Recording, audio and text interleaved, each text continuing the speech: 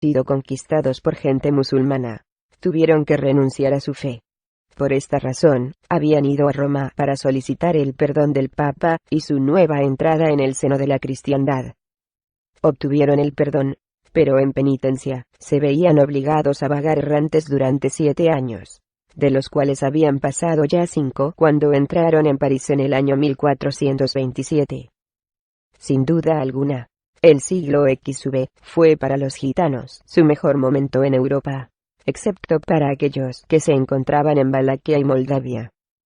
Muchas veces eran recibidos como condes y duques, y en todas las circunstancias como hombres libres.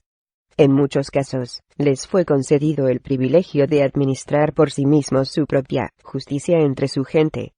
En Europa Central, los campesinos les trataron como peregrinos, y hay documentos en los que se describe cómo ofrecían regalos y donativos a los gitanos, y les prestaban sus campos, para que pudieran acampar.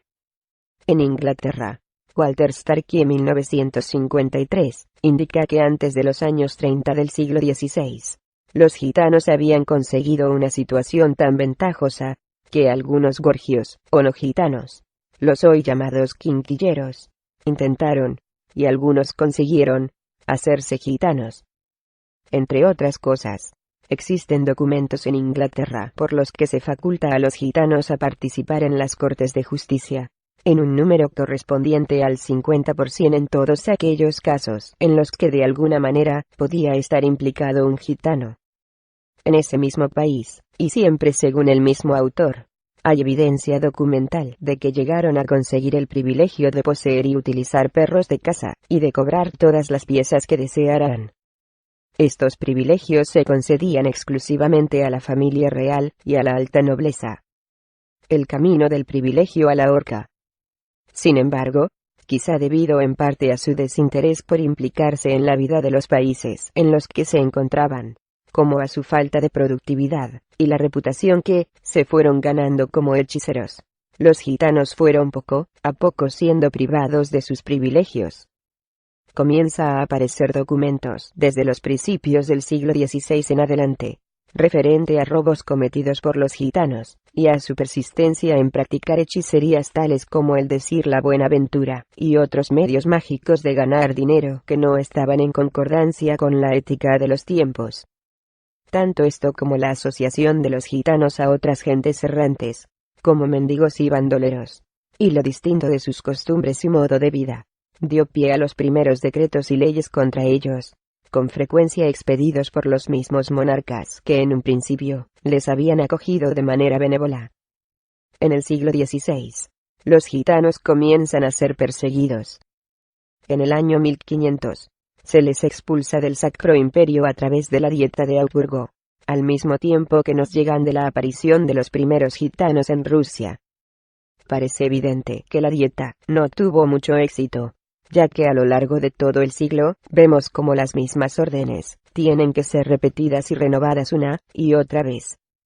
Por último, durante la segunda mitad del siglo, el nuevo reglamento de la policía de Frankfurt incluía normas muy severas, encaminadas a expulsar a los gitanos más allá de las fronteras del imperio. Sin embargo, los gitanos parecieron ignorar las leyes y normas reglamentarias que se multiplicaban contra ellos. El campesinado todavía les ayudaba y acogía en muchos lugares, y era este un obstáculo que impedía, o por lo menos dificultaba el cumplimiento de las disposiciones de las autoridades. Así, a finales de siglo, en Polonia, la táctica cambia, de forma que en lugar de dirigir las órdenes contra los propios gitanos, se dirigieron severamente contra aquellos no gitanos que les prestaran su hospitalidad y ayuda. Para todos aquellos que no cumplieran con estos requerimientos, la pena era el exilio. Polonia, 1578. Durante este mismo periodo en Francia, la situación de los gitanos era muy similar. Empero, los decretos y leyes dictadas contra ellos fueron menos drásticos en un principio. Luis XII, en el año 1504, comenzó por tratar de establecer un control sobre los gitanos a base de restringir los créditos, regalos y privilegios, y dictando normas encaminadas a conseguir su permanente asentamiento en un lugar. Francisco I, en 1538, renovó estas mismas medidas, sin mayor éxito. Los gitanos no solamente seguían errando por toda Francia, sino que muchos de ellos habían elegido el propio París como su centro de actividades. Luis XIII, en el año 1539, se decidió a revolver la situación de una vez para siempre, y se ordenó a los gitanos que abandonaran París en el lapso de 2 horas, y Francia en un máximo de 2 meses. A pesar de todos los intentos, los gitanos seguían en Francia, y Carlos IX decide adoptar las más drásticas medidas contra ellos, las que durante aquellos tiempos, la segunda mitad del siglo XVI, se habían adoptado en distintos países europeos, incluso por el Papa Pío X. El rey de Francia en el 1560 se decreta su exilio forzoso del país. Inglaterra se tomó algo más de tiempo hasta llegar a decidir la expulsión de los gitanos, que habían llegado al país más tarde que a Francia, y que habían sido recibidos con un gran entusiasmo. Tan tarde como supone en este contexto europeo, el año 1505, está fechado un documento en Accounts of the Lord Treasury of Scotland, crónica del Lord Tesorero Mayor de Escocia, que hace referencia al pago de un número considerable de libras a los gitanos y a su Lord Antoni Gagino de Egipto Menor, por mandato del rey Jaime IV por aquellos tiempos. Dowey, 1970.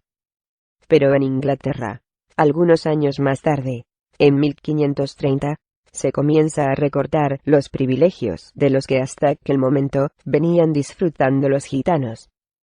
La composición de aquellas cortes de justicia especialmente formadas para los juicios en los que estaban implicados los gitanos, desaparecieron y comenzaron a estar sujetos a las mismas leyes que el resto de los súbditos, mientras que una nueva ley prohibía la admisión de más gitanos de los que ya habían en Inglaterra. Sin embargo, en 1531, Enrique VIII ordena su persecución, y los gitanos que estaban en el país se vieron, en teoría, obligados a salir. La reina María finalmente declaró en 1554 a los egipcians fuera de la ley a causa de las viejas prácticas demoníacas a las que acostumbraban. Isabel I, en 1562, consideró el tipo de vida de los gitanos como un delito criminal. La reina tenía que enfrentarse también con otro problema, el de los gorgios, o no gitanos, que se habían asociado a los gitanos en la vida errante.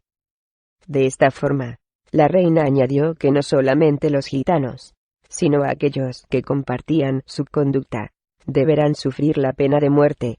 Dowey, 1970. Sin embargo, las leyes que ordenaban la persecución fracasaron, y la misma reina Isabel, como sus sucesores, tuvieron que renovar las mismas órdenes ininterrumpidamente. El siglo XVII, y durante el primer tercio del siglo XVII, no mejoró la situación de los gitanos. Esto no solamente fue cierto para los gitanos que habitaban en Inglaterra, sino para todos los gitanos europeos. Alemania permitió el asentamiento de algunos gitanos, y a finales de siglo los encontramos sirviendo como soldados. De Folletier, 1957. Pero la proporción era muy reducida, y el problema de los gitanos continuaba en pie, conduciendo a medidas severas, como, por ejemplo, la ley local de Aachen, que prescribía la muerte de todos los gitanos que entraran en la localidad, independientemente de otras condiciones, modo de vida, o cualquier otra diferenciación que pudiera haber. Bloch, traducción al inglés, 1938. Suiza, Holanda, Milán, Inglaterra y Francia siguieron unas líneas de acción similares. A finales del siglo XVII, Luis XIV ordenaba que los gitanos fueran enviados a galeras. Este documento presenta un aspecto importante que no solamente se encuentra en aquel país, sino también en España y en Inglaterra. Afirma que ha resultado imposible expulsar totalmente a estos ladrones, a causa de la protección que han recibido constantemente, y que todavía reciben diariamente, de la nobleza, y de quienes están encargados de administrar la justicia, que les dan refugio en sus casas y castillos. Clevert, 1967. Hacia una vida sedentaria. Hubo una reina a principios del siglo XVII que cambió de política. Fue María Teresa de Hungría la primera en tomar una nueva iniciativa, aunque de hecho, su línea política para con los gitanos no se siguió en otros países hasta el siglo XVIII. En 1619, derogó las medidas tomadas por sus antecesores contra los gitanos, y dictó órdenes encaminadas a que fueran tratados de la misma manera que cualquier otra persona del país. Pero los gitanos, por su parte, tendrían que asentarse de una vez, ayudados por todo tipo de facilidades que les permitiera convertirse en agricultores, y cultivar su propia tierra. Las órdenes de María Teresa tuvieron influjo sobre medidas similares adoptadas durante el siglo XVIII en España y Francia. Starkie, 1953. Pero de hecho, los historiadores insisten en que su buena voluntad en relación a los gitanos no tuvo como fruto, ni mucho menos, el que ella esperaba. Muy pocos gitanos se asentaron a raíz de aquellas medidas y su tipo de vida errante, vestimenta peculiar, lengua y costumbres propias, todavía se mantuvieron durante muchos años. Aún más, reafirmados y tranquilizados por las nuevas medidas más humanitarias, se produjo una revitalización de la vida errante en los países del este europeo, durante la primera parte del siglo XIX, Dowey, 1970. En Hungría, los gitanos no iniciaron su asentamiento masivo hasta comienzos de la Segunda Guerra Mundial, habiéndoles dejado el gobierno elegir entre abandonar el país o vivir asentados permanentemente. Dowey, 1970. Después de la liberación de los esclavos en Rumania a mediados del siglo XIX, los gitanos se asentaron en su mayoría, viviendo junto en aldeas casi exclusivamente habitadas por ellos. Pero algunos otros prefirieron continuar su modo de vida tradicional. El gobierno rumano no lo prohíbe, pero toma ciertas medidas encaminadas a inducir a los gitanos a la adopción de una forma de vida sedentaria, tales como la prohibición del chalaneo y la obligación de enviar a sus hijos a la escuela. Entre otros países del este de Europa, la situación aparece similar.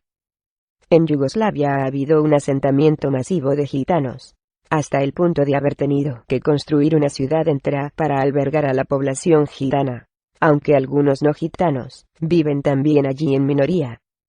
La población total es de 23.000 habitantes. Muchos gitanos se han adaptado íntegramente al sistema yugoslavo, e incluso podemos encontrar diputados gitanos en el Parlamento de Macedonia. Bulgaria, a diferencia de Rumania, además de obligar a los niños gitanos a permanecer en las escuelas hasta los 15 años, obligan también a los gitanos en general a tener un trabajo regular. Dowey, 1970. Alemania, Austria, Holanda y Bélgica, se dice que solo tiene en la actualidad una décima parte de la población gitana estimada antes de la Guerra Mundial. Las últimas persecuciones legisladas sufridas por los gitanos fueron las que llevaron a cabo los nazis. Ferrer, 1965. Se ha exagerado mucho las cifras dadas por diferentes autores sobre el número de gitanos exterminados en sus campos de concentración. Pero sí es cierto que aproximadamente 200.000 gitanos, o bien fueron conducidos a las cámaras de gas o murieron mientras permanecían en los campos de concentración. Rudolfo, en Kommandantin Auschwitz 1958, declara que 16.000 gitanos en total murieron solamente en el campo de concentración de Auschwitz. Y otros 11 campos de concentración fueron construidos exclusivamente para albergar a gitanos durante el periodo nazi. Deckenrick y Jeppson dice que perecieron 250.000 de gitanos. 1970. En Francia, los gitanos comenzaron a asentarse a finales del siglo XVIII. Luis XV abrió un nuevo camino en la historia de los gitanos franceses en 1740, al permitirles no solamente permanecer dentro de los dominios del reino, sino también enrolarse en cualquier tipo de trabajo, tanto en el trabajo agrícola como en aquellos oficios de los que sean capaces. Klebert, 1967. Sin embargo, hasta comienzos de este siglo, no se produjo la sedentarización de grandes números de gitanos en Francia. Hay todavía muchos gitanos franceses que se mueven de un lado a otro del país en furgonetas o